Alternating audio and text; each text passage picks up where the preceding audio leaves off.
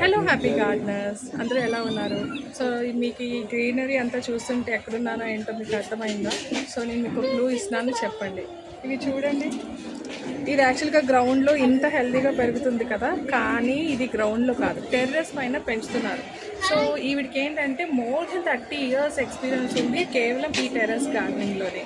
So ఇవన్నీ కూడా ఆవిడ ఎందుకు ఫేమస్ అంటే కిచెన్ బేస్లో గ్రో చేయడంలో ఆవిడ చాలా చాలా చాలా ఫేమస్. అది కూడా మడుల్లో ఆవిడ ఇంత హెల్తీగా గ్రో చేస్తున్నారని చాలామంది వ్యూస్ వస్తాయి ఆవిడ వీడియోస్కి.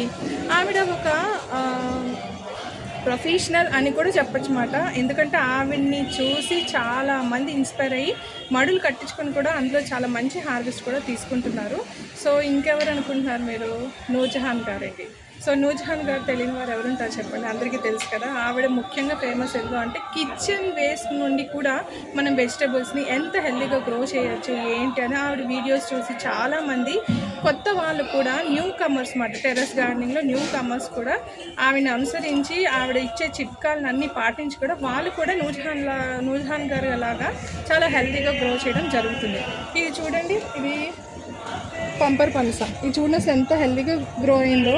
అసలు ఈ కొమ్మ బరువు మోయడానికి కూడా చాలా కష్టపడుతుంది, కానీ దీని మొదలు చూడండి ఎంత ఉందో, చూసారా? ఇది మడి చూడండి ఇంత ఉందన్నమాట. అంటే సాయిల్ కూడా ఇంకా ఒక చాలా 1/4 ఖాళీ ఉంది.